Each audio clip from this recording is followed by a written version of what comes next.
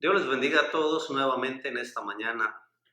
Qué gran bendición poder estar aquí entre ustedes, qué gran bendición poder abrir la palabra del Señor y poder exponerla, poder explicarla. Vamos a empezar, por favor. Necesito que tengan sus Biblias abiertas en Hechos capítulo 13 esta vez, y necesito que por favor estén atentos a las indicaciones que les vaya dando acerca de las secciones del texto, y asimismo pues un papel y lapicero a la mano para que puedan hacer apuntes de aquello que sirva para sus vidas. Muy bien. En esta mañana vamos a estar viendo la segunda parte del libro de los Hechos. La primera parte constó del capítulo 1 al capítulo 12. Digamos que está caracterizado por el periodo palestino, por de qué manera el Espíritu Santo trajo el Evangelio y empezó a convertir personas judías con un trasfondo en el judaísmo, y de qué manera la doctrina de Jesús y de su reino fue convirtiéndose en algo latente en ellos, de tal manera que llevamos alrededor de más de 5,000 nuevos convertidos en lo que es en Jerusalén, y no solamente en Jerusalén, pero un poquito más al norte con Samaria también, y lo que hemos visto en los capítulos anteriores, de qué manera el Espíritu Santo se ha movido con libertad, ha usado las predicaciones, en específico del apóstol Pedro. Digamos que esta primera sección del 1 al 2 está caracterizado por el ministerio de los apóstoles, en especial el apóstol Pedro. La sección del capítulo 13 hasta el capítulo 28, digamos que va a estar caracterizado igual con los apóstoles, pero en especial con el apóstol Pablo, que en esta ocasión es cuando él va a desarrollar de manera importante su llamamiento para llevar el evangelio a los gentiles. Entonces, mucha atención con esta sección del capítulo 13 al capítulo 28. En forma general, vamos a estar viendo que esta sección seguiremos viendo las obras del Espíritu Santo, de qué manera usa a los apóstoles, a Pablo, para llevar el evangelio a los gentiles por todo el imperio romano. Vamos a ver el poder de la gracia de Dios, de qué manera va convirtiendo, convenciendo a las personas muertas en sus delitos y pecados. También vamos a estar viendo el celo ardiente de los apóstoles, de los creyentes, de las iglesias que acompañan, que ya sea en oración físicamente al apóstol Pablo y a su equipo misionero, ese celo que los caracterizaba por contribuir al reino de Dios. Y no solamente eso, pero otro tema fuerte que vamos a estar viendo es la persecución que ellos van a estar sufriendo. Y por supuesto que hay lecciones para nuestras vidas como individuos, pero también como iglesia, que venga directamente del texto del libro de los Hechos. Entonces es un gran privilegio, es una gran bendición poder empezar esta segunda sección del libro, del capítulo 13 al capítulo 28. En esta ocasión vamos a estar viendo lo que es el primer viaje misionero, y si le pusiéramos un título a esta predicación, le pondríamos De Antioquía para el Mundo. ¿Por qué? Porque arranca en Antioquía. Y el primer viaje misionero consta del capítulo 13, verso 1, hasta el capítulo 14, verso 28. Digamos que eso marca el primer viaje misionero de Pablo y Bernabé. Ahora, para ponerles un poco más entendible el asunto del mensaje de esta sección del primer viaje misionero, pónganlo de esta manera. ¿De qué manera? Miren, esta sección abre con la salida de Antioquía, ¿no? Y va a cerrar con el regreso a Antioquía, el capítulo 14, verso 24 al 28. Entonces, el autor lo organizó de esta manera. Arranca con la salida de Antioquía y va a terminar con el regreso a Antioquía. ¿Qué tenemos en medio? En medio vamos a tener el contenido de este primer viaje. Y si ustedes me permiten, nos vamos a guiar por palabras que el mismo autor Lucas pone ahí. Y son 3 palabras interesantes. Y vamos a guiarnos con la palabra de sinagoga. Por ejemplo, tenemos la palabra sinagoga allá en el capítulo 13, verso 4 al 12. La segunda palabra que aparece, sinagoga, es en Perge, en el capítulo 13, verso 13 al verso 52. Y la tercera palabra, sinagoga, aparece en Iconio y Listra, en el capítulo 14, verso 1 al verso 23. Este es el contenido entre la salida y el regreso a Antioquía. Ahora, en estos tres contenidos, en estos tres diferentes lugares, fueron más de 3 lugares, pero por alguna razón Lucas quiso usar la palabra sinagoga para que nosotros pudiéramos ver la forma, la estructura, la sección que le está dando a su narración en este primer viaje. Y lo que vemos precisamente pues son esas 3 palabras de sinagoga, dándole mayor énfasis a la segunda sinagoga. Entonces, hoy vamos a estar viendo eso. Él nos va a llevar de menos a más hasta llegar al corazón, a la médula de esta sección del primer viaje, que es la segunda sinagoga en ese lugar. Arranquemos en el nombre del Señor. Vamos a ver. Entonces, arranca el primer viaje de Antioquía para el mundo. Es hora de que el apóstol Pablo, como dije, desarrolle su llamamiento hacia los gentiles. Es hora de que los hermanos convertidos se unan, contribuyendo de alguna manera a la extensión del reino de Jesús sobre esta tierra y hasta lo último de la tierra. ¿De qué habla toda esta primera sección? Habla de que el evangelio de Jesús es el cumplimiento de la promesa acerca de la inclusión de los gentiles al reino de Dios. Habla que el evangelio de Jesús, en específico su muerte y resurrección, es el cumplimiento de la promesa hecha por Dios acerca de la inclusión de los gentiles, personas no judías, al reino de Dios. Y como les dije, vamos a estar viendo estas secciones. Entonces, vamos a ver la salida en Antioquía. Vayan, por favor, allá en el capítulo 13, verso 1.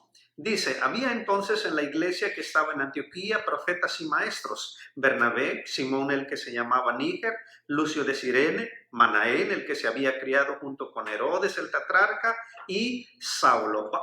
Vamos a ver una situación aquí, vamos a ver el ambiente que había en esta iglesia cosmopolitana de Antioquía. Ya habíamos visto en un par de predicaciones anteriores a qué era lo que significaba Antioquía y de qué manera había llegado el evangelio a esta ciudad importante, idólatra, culta, de la cultura greco-romana. Miren, por la gracia del Señor se ha levantado una iglesia y esta iglesia tiene diversidad. ¿Qué significa eso? ¿No? Diversidad de ministerios, diversidad de ministros de la palabra. Miren el verso 1. Dice que había profetas y maestros. En otras palabras, nos está diciendo que la iglesia de Antioquía ya tenía una organización, ya estaba ordenada con ministerios. Había el ministerio de la enseñanza, había el ministerio de la profecía en este establecimiento de la iglesia. Lo único que Lucas quiere decirnos es que estos 2 ministerios, dos de los varios ministerios que seguro había, todo está centrado en la proclamación, en la enseñanza, en la profecía de la palabra del Señor. Pero también, miren, había diversidad entre los ministros. Tenemos a Bernabé de Chipre, Simón, el que se llamaba Níger, tenía un apodo, Níger o negro, Lucio de Cirene y Manaén. Entonces, no solamente diversidad de razas, habían hermanos negros, habían hermanos orientales, pero también de diversidad social. Miren, por ejemplo, al hermano Manaén, el que se había criado junto con Herodes, el tetrarca, el rey. Estamos hablando de alguien que estaba muy cercano al rey Herodes. Entonces, imagínense la diversidad, imagínense la riqueza de la iglesia de Antioquía. Entonces, el ambiente con el que va a arrancar el primer viaje misionero es que hay diversidad de ministerios, diversidad de hermanos, pero sobre todo hay comunión entre ellos y en el Espíritu Santo. Miren el verso 2. Ministrando estos al Señor y ayunando, dijo el Espíritu Santo: apartadme a Bernabé y a Saulo para la obra a los que le he llamado. Entonces, habiendo ayunado y orado, les impusieron las manos y los despidieron. El primer viaje específicamente es del Espíritu Santo. Es el Espíritu Santo el que está iniciando. Es el Espíritu Santo el que está eligiendo a aquellos que van a llevar a cabo el viaje misionero de la proclamación del Evangelio a los gentiles. Y él decide apartar a Bernabé y a Saulo para este trabajo. Entonces, habiendo ayunado y orado, pues les impusieron las manos y los encomendaron a este trabajo, comunión. Fíjense, hermanos, esta es una lección que aprender en nosotros y para nosotros. La verdadera comunión tiene como su fuente, fundamento, base, la palabra del Señor. Ya lo habíamos visto en capítulos anteriores, que ellos perseveraban en la doctrina de los apóstoles, en el partimiento de pan y en las oraciones. Perseveraban en la doctrina de Jesucristo. Lo tienen como base, como fundamento, como central. La supremacía de la palabra de Dios está en la iglesia local de Antioquía, tanto que eso los motiva a tener una comunión de oración y de ayuno para agradar al Señor, para estar con Él. Y esto nos debe llamar mucho la atención a nosotros. Hoy en día nuestras iglesias simplemente tienen réplicas, tienen copias de lo que es la comunión. Necesitamos regresar al fundamento de la obra del Espíritu Santo, donde los hermanos y hermanas en Cristo tienen como supremacía de revelación las mismas escrituras, el Evangelio de Jesús, y que esto los lleve a ellos a tener una vida entre ellos, con ellos, juntos en armonía, una vida de oración y de ayuno. Y esto fue lo que impulsó al Espíritu Santo querer apartar a 2 hombres para la obra del ministerio de la proclamación. Entonces, hermanos, una aplicación sería, ¿qué estás haciendo con los cultos de oración? Los cultos que más se llenan son los domingos, pero se ha olvidado los cultos de oración. Por supuesto que se puede incluir el ayuno, ya sea individual o ya sea colectivo. Pero ¿cuándo fue la última vez en tu vida que le diste importancia a una reunión de ayuno y oración en tu iglesia?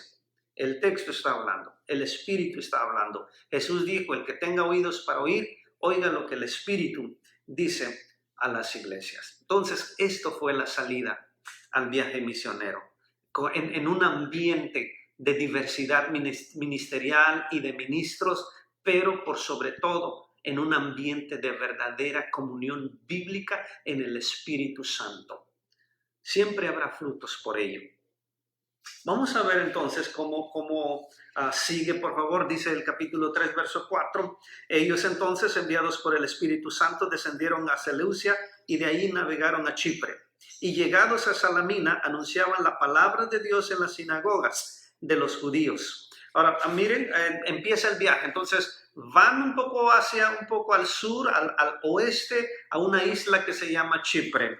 Llegan a este lugar y dice que llegan a Salamina, una ciudad muy importante, y anuncian la palabra de Dios en la sinagoga. Yo les dije que íbamos a encontrar la estructura del autor viendo estas 3 palabras de la sinagoga. ¿Por qué? Porque era estratégico y porque Pablo después diría primero al judío y después al griego, que primero llevaba la palabra a sus propios paisanos, a los de su propia sangre, a la sinagoga. La sinagoga, después del cautiverio, se convirtieron en templos, en lugares de reunión de los judíos, donde ellos leían y meditaban en la ley de Moisés en el Antiguo Testamento. Y esto es lo que hacen en la isla de Chipre, en Salamina. Ahora, vamos a ver del verso 4 al verso 12, hay una pequeña historia ahí. Y esta historia lo caracteriza la verdad sobre lo falso y la verdad sobre lo recto, sobre lo que es impío. ¿Por qué? Porque se da una historia. Chipre era una isla donde los senadores romanos acostumbraban ir, hacían su casa de descanso, hacían varios proyectos personales y del Estado de Roma. tanto que se convirtió en un lugar muy importante. Y entonces no es casualidad que haya un procónsul que se llama Sergio Paulo en esa ciudad. Y es la tendencia que hay en Sergio Paulo es casi parecida a la que encontramos en Hechos capítulo 17 con las personas de Atenas, que había cierto interés en querer saber.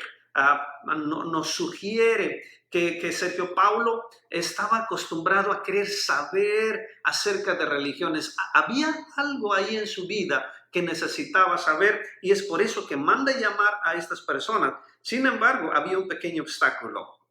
Este hombre llamado Bar Jesús, dice aquí el texto que era cierto mago, falso profeta judío llamado Bar Jesús. No es casualidad que se llame Bar Jesús o hijo de Jesús.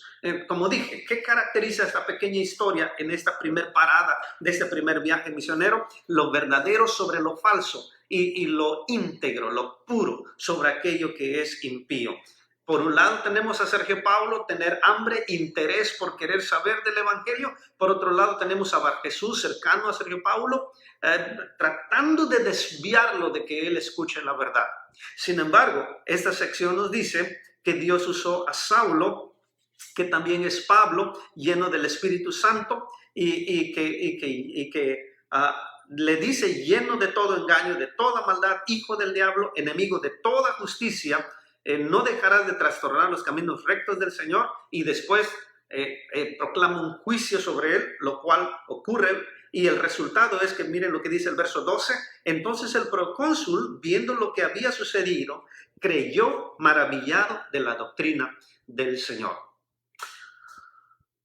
La verdad del Evangelio va mucho más allá de todo aquello que sea falso.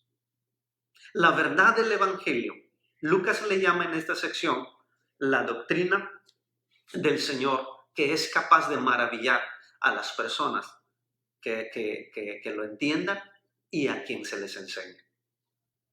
Y no solamente estamos hablando de una verdad como la palabra de Dios que cuenta con toda esa veracidad viniendo del mismo Dios, pero también es una palabra que está acompañada de una integridad, de una pureza, de una justicia. Y si ustedes se dan cuenta, aquí hay un contraste. Aquí Bar Jesús y todo lo que él representa, una doctrina falsa, pero también una doctrina que produce una vida que no es recta, que no es pura, que no es llena. Miren por favor los adjetivos que usa Saulo cuando dice que él estaba lleno de todo engaño, lleno de toda maldad, hijo del diablo. Y miren la última palabra, enemigo de toda justicia. La palabra justicia se entiende aquí como el carácter puro, íntegro, santo de Dios o de Jesús. Esto es lo que produce el Evangelio, porque la fuente del mensaje del Evangelio viene de un carácter perfecto, santo, puro, íntegro de Dios. Y el mensaje debe ser así, y aquellos que lo escuchan y aquellos que lo proclaman deben tener una vida también de esta manera. Entonces, en esta primera parada de estos misioneros de Pablo, de Saulo y de Bernabé, nos damos cuenta que en la primera sinagoga vence Dios con su evangelio por ser veraz, por ser verdadero y porque es capaz de producir vidas santas, íntegras y que verdaderamente todos aquellos que creen en el evangelio llegan a ser puros, precisamente como Dios es puro, y llegan a ser verdaderamente hijos de Dios o hijos de Jesús. Bar Jesús quiere decir hijo de Jesús, pero en realidad, dice Pablo o Saulo, era hijo del diablo. Que Dios tenga misericordia y que Dios nos conceda siempre buscar el evangelio puro y verdadero que es capaz de producir vida íntegra, vida verdadera, vida con una justicia, con un carácter que viene de Dios y que Dios nos libre de tener características de un Bar Jesús en nuestras vidas. Muy bien, hermanos, continuamos por favor. Entonces, ya vimos la primera parada en la primera sinagoga. Ahora vean por favor lo que dice el verso 13. Habiendo zarpado de Pafos, seguimos en Chipre, Pablo y sus compañeros arribaron a Perge de Panfilia Pero Juan, apartándose de ellos, volvió a Jerusalén. Ellos, pasando de Perge, llegaron a Antioquía de Pisidia y entraron en la sinagoga un día de reposo y se sentaron. Y después de la lectura de la ley y de los profetas, los principales de la sinagoga mandaron a decirles: varones hermanos, si tenéis alguna palabra de exhortación para el pueblo, hablad. Bien, vamos a ver algunas cosas antes de ver el contenido importante de aquí. ¿Cuál es? Dice que Juan Marcos los acompañaba. Y justo aquí en este lugar, en esta segunda parada, dice que Juan Marcos decide regresar a Jerusalén. No se nos dice la razón, pero es un adelanto de lo que Lucas va a decir los capítulos más después acerca de esta diferencia que hubo entre Pablo y Bernabé por causa de Juan Marcos. Lucas empieza mencionándolo aquí. No nos lo dice, pero implica, hay algo implícito ahí que seguramente era como un pequeño obstáculo en el viaje, en el grupo. Sin embargo, el énfasis es que el evangelio seguía, el viaje seguía, la misión seguía. Número 2. Dice que entraron en una sinagoga en un día de reposo y estuvieron presentes en el culto.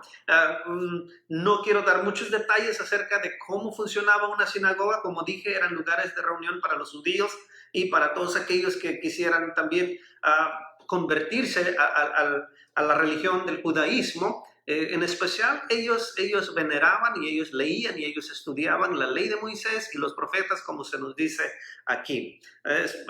Dicen los escritores que el culto, la reunión, empezaba con un algo que le llamaban Shema, que consistía en confesión de pecados y estaba acompañado de Deuteronomios capítulo 6 y otros 2 textos de Deuteronomios y después Levíticos. Y después de esto daban lugar, ahora sí, a la exhortación de la palabra. Los judíos le llamaban así. Era un tipo de predicación donde ellos basaban su palabra de exhortación para hablar a la vida de aquellos que estaban presentes en la sinagoga. Bueno, pues esto se está dando aquí en este lugar. Y después de eso, los ancianos, era muy normal que si había visitantes y si eran reconocidos como conocedores, como rabinos, los ancianos de la sinagoga local le daban el lugar a ellos. Y esto es lo que hacen. Y les dicen, bueno, si traen alguna palabra de exhortación, hablen. Y después de ahí, del verso 16 hasta el verso 52, hermanos, ahí vemos que hay un gran discurso de Pablo. Y es lo que vamos a estudiar un poquito a fondo. Vean por favor el verso 16. Entonces Pablo, levantándose, hecha señal de silencio con la mano, dijo. Ahora hermanos, vamos a ver con esta palabrita. ¿A quién habíamos escuchado y ver que hizo lo mismo de tomar su dedo, su mano, decir, silencio, que voy a hablar? Precisamente al apóstol Pedro en nuestra última historia en el capítulo anterior. Ahora lo hace igual el apóstol Pablo. ¿Por qué? Porque tiene la misma autoridad apostólica y está a punto de hablar. Y nuevamente, hermanos, el discurso, la predicación de Pablo en esta sinagoga en específico es larga. Tenemos poco tiempo y espero que podamos por lo menos reconocer y sacar aplicaciones del discurso de Pablo. Pero mire, también su discurso está dividido en 3 secciones. Número 1, y vamos a guiarnos por la palabra de varones, hermanos. 3 veces.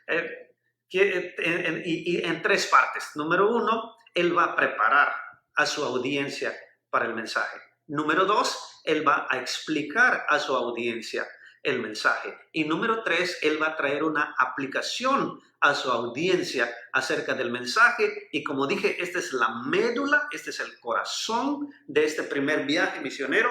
Entonces, mucha atención, hermanos, por favor. Miren lo que dice aquí en la preparación, verso 15 al verso 25. Él arranca diciendo, varones hermanos, y sí, repito, del verso 26 al verso 37, vamos a ver que también él va a decir, varones hermanos, una vez, y aún en la aplicación, en su tercer parte de su discurso, va a ver la tercera vez que va a decir, varones hermanos, verso 38 al 52. Primer varones hermanos, él va a arrancar desde Génesis. Y él va a arrancar de cuando Dios hace una promesa a su pueblo Israel. Arranca desde el libro de Génesis y va a llegar hasta la vida de David. Justo como dije que hizo Pedro de decir, a ver, silencio por favor, que voy a hablar, y así mismo lo haría el apóstol Pablo en esta vez. De la promesa de Abraham en Génesis hasta el rey David, verso 15 al verso 25. Pablo quiere llevar a su audiencia a recordar que Dios hizo una promesa, en específico a Abraham. Esa promesa consistía en que Dios le daría a Abraham una simiente, pero también una familia y una tierra. Entonces, Pablo lleva a su audiencia por toda esta promesa hasta que llega a la vida del rey David. Nos da a entender que el rey David es parte del cumplimiento de esta promesa. Vean el verso 26, por favor, dice: varones hermanos, hijos del linaje de Abraham, y los que entre vosotros teméis a Dios, a vosotros es enviada la palabra de esta salvación. ¿Ven? El tema fuerte es que esa promesa conduce a la salvación. Y esta salvación está diseñada en esa promesa, arrancando desde Génesis con la vida de Abraham, con la vida de sus hijos, con la vida de sus nietos, con la vida de la formación del pueblo de Israel, de qué manera Dios los sacó de Egipto y los llevó a la tierra prometida, y de qué manera les concede a un rey, no Saúl, pero David, un rey que sería conforme al corazón de Dios, un rey a quien Dios le daría también la promesa, también el pacto de un trono eterno, de un sustituto de David que se sentaría en ese trono a reinar para siempre. Entonces es importante esto, hermanos, que como Pablo desarrolla su predicación basándose en la promesa que Dios hizo en Génesis, llevándolos por toda la historia hasta el rey David. Y es como que si Pablo está diciendo, si es el rey David, aunque fue un varón conforme al corazón de Dios, pero no se trata, la promesa en sí no se trata del rey David. Vean el verso 23, de la descendencia de este, y conforme a la promesa, subrayenlo, Dios levantó a Jesús por Salvador a Israel. Ahora de David a Jesús, el verdadero rey de Israel, el verdadero centro y el verdadero objeto, quien vendría a cumplir y a darle cumplimiento a la promesa que Dios había dado a su pueblo Israel, a Abraham. De David a Jesús. Jesús es el verdadero cumplimiento de la promesa. Ahora sí, verso 26. Ahora dice, a ustedes es enviada la palabra de esta salvación. ¿Ven cómo cambia Pablo el número de personas? Antes se refería en tercera persona, Israel, Israel, Israel, y de repente él dice, ahora a ustedes es enviada esta promesa, la palabra de esta salvación. Y él empieza a detallar de qué manera Jesús en injusticia sufrió. Aunque era inocente, Pilato ordenó que lo matara. Lo condenaron. Y habiendo cumplido todas las cosas que de él estaba escrita, quitándolo del madero, lo pusieron en el sepulcro. Y vean cómo empieza a hablar en esta segunda parte del discurso de Pablo sobre la resurrección, sobre su sufrimiento. Del sufrimiento lo llevó a la muerte y de la muerte lo llevó a la resurrección.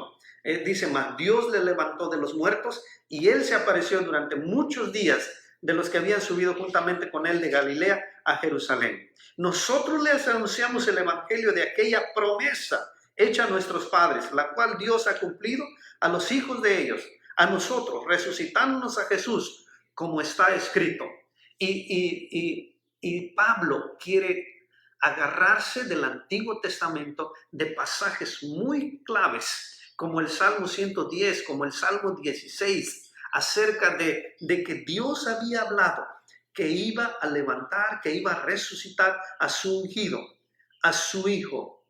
Es increíble, amados hermanos, de qué manera las Escrituras como un todo se centran en el sufrimiento, en la muerte y en la resurrección de Jesús. Lucas capítulo 24, Jesús dijo, ustedes saben lo que está escrito de mí en la ley, en los escritos y en los profetas, de que era necesario de que el Cristo, de que el Mesías padeciera, pero de que también al tercer día fuera resucitado. Y en este segundo punto del apóstol Pablo en su discurso en esta sinagoga, es lo que él está explicando. Arranca de la promesa en Génesis hecha a Abraham, va por toda la historia de Israel hasta llegar hasta el rey David, y que fue conforme al corazón de Dios. Pero dice Pablo, no es David, sino es Jesús. De David ahora se pasa a Jesús a detallar el asunto de su sufrimiento, el asunto de su muerte, pero sobre todo el asunto de su resurrección. Y es su resurrección lo que estaba profetizado en las Escrituras, en el Antiguo Testamento. Verso 38. Sabed pues, varones hermanos. ¿Ven? Otra vez su palabra de varones hermanos. Dice que de él se os anuncia perdón de pecados, y que de todo aquello de que por la ley de Moisés no pudisteis ser justificados, en él es justificado todo aquel que en él cree. Tercer punto de Pablo. Y tercer, varones hermanos, la aplicación. Pablo quiere llegar y llevar a su audiencia en este día de sinagoga a que solamente en Jesús puede haber justificación y perdón de pecados. No es por el cumplimiento de la ley, no es por el cumplimiento, no es por la buena moralidad de los hombres, pero es por creer en la obra y en la persona de Jesús, el verdadero cumplimiento de la promesa de Dios, el verdadero Rey Salvador que traería perdón de pecados y que reconciliaría a los hombres con su Padre. Aquel que no conoció pecado por nosotros se hizo pecado para reconciliarnos juntamente con Dios por medio de su muerte, pero principalmente por medio de su resurrección. Hermanos, como dije, esta es la médula de este primer viaje misionero, que aparte de Jesús no existe la justificación delante de Dios. Justificados pues por la fe tenemos paz para con Dios por medio de nuestro Señor Jesucristo. Es por medio de Jesús, es por medio de su sufrimiento, es por su muerte, es por su resurrección que podemos encontrar justificación, perdón de pecados delante de este gran Dios santo. Y esta es la palabra del Evangelio que es anunciada y proclamada en este primer viaje misionero, en esta segunda sinagoga que nosotros vemos aquí. ¿Y qué pasó? Que hubo, bueno, una respuesta parcial. Tanto fue el interés de ellos, después de que Pablo les advirtiera, no vayan a menospreciar como está profetizado, no vayan a hacer caso omiso, necesitan aceptarlo, necesitan creer. Verso 40, miren pues que no venga sobre ustedes lo que está dicho en los profetas, advirtiéndoles. Y miren, hubo una respuesta parcial. Cuando salieron ellos de la sinagoga de los judíos, los gentiles les rogaron que el siguiente día de reposo les hablasen de estas cosas. Y despedida la congregación, muchos de los judíos y de los prosélitos siguieron a Pablo y a Bernabé, quienes hablándoles les persuadían que perseveraran en la gracia de Dios. Al día siguiente de reposo, una semana después, nuevamente vinieron con la misma palabra de Dios, y fue cuando hubo otro tipo de respuesta. Los judíos, los líderes del judaísmo, se llenaron de celo y empezaron a contradecir a los misioneros hasta llegar al pecado de la blasfemia. Entonces Pablo y Bernabé, hablando con denuedo, dijeron, ¿saben qué? A ustedes era necesario que primero se les hablase esta palabra, pero como vemos que ustedes lo desprecian y lo desechan, pues ustedes solos están diciendo que no son dignos de la vida eterna. Aquí, entonces, de ahora en adelante, nos vamos a los gentiles. Y él pronuncia esta profecía: te he puesto para luz de los gentiles, a fin de que seas para salvación hasta lo último de la tierra. En otras palabras, los mismos judíos, como en el tiempo de Jesús, son los primeros que están rechazando esta gran verdad del evangelio en este lugar gentil. Pero gracias a Dios hubo otro tipo de respuesta. Vean verso 48.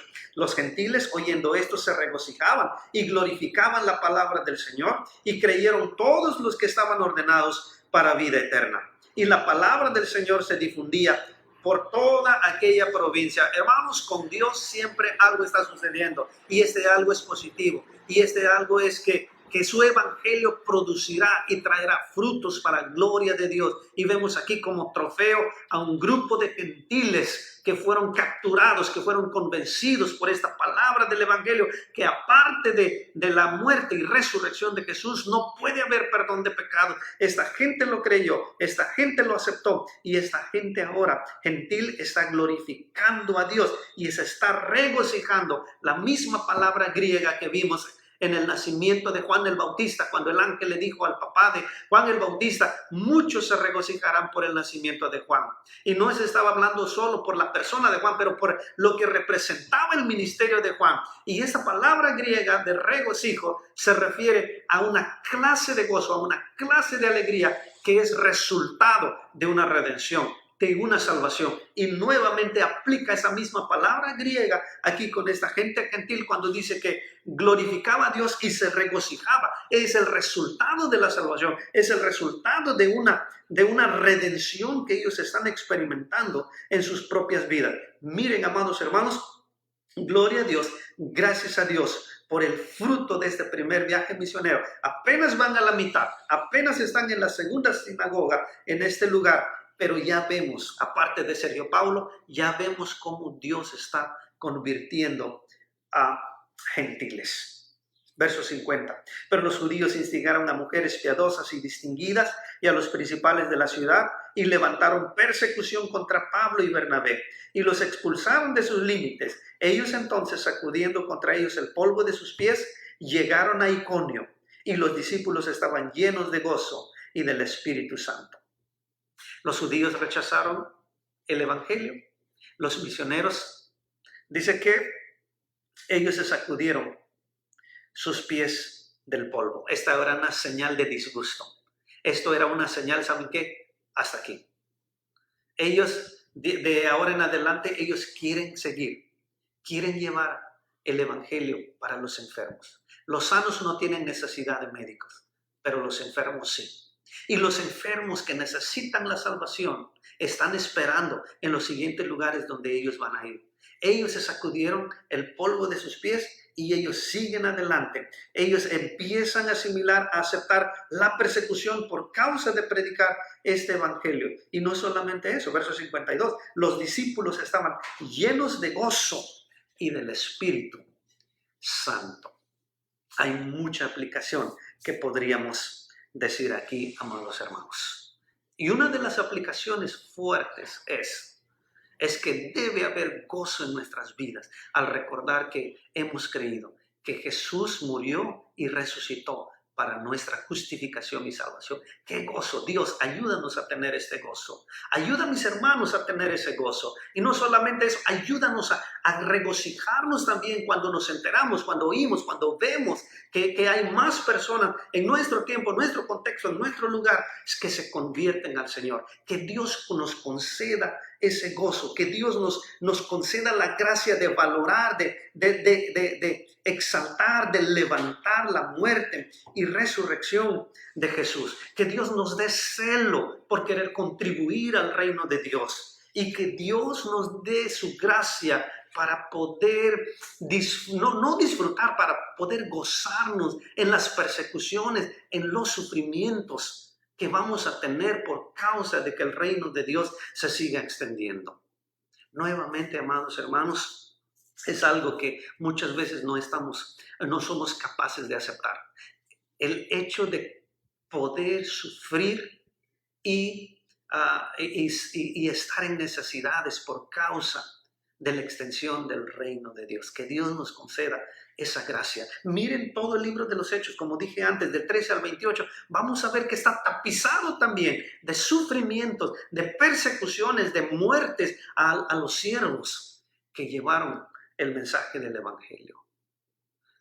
Mucho daño hace otro tipo de doctrinas. Quédense con la Biblia y quédense con lo que Dios dice, cómo debemos afrontar y cómo debemos contribuir a la extensión del reino de Dios. Que podamos juntamente con Pablo, como escribió a los Colosenses, de que dice, ahora me gozo en lo que padezco. Sí, escucharon bien, estaba loco, estamos locos. Ahora debemos gozarnos en lo que padecemos. Dice, para cumplir lo que falta de los sufrimientos de Cristo. Hay ajenco, como dice un puritano, todavía en la copa del Señor, significando que Dios no ha terminado su obra de extender su reino a pesar del coronavirus. Dios no ha terminado su obra de extender su reino hasta lo último de la tierra. Y Él quiere usarnos a nosotros como individuos, como iglesia, en la comunión, en la verdad del Evangelio por encima de la mentira, pero también en exaltar lo más alto que se pueda los sufrimientos, la muerte y la resurrección de Jesús el Mesías, y que solamente por Él todo pecador puede ser justificado delante de Dios. Que Dios nos dé gracia para poder abrazar esta palabra. Dios les bendiga.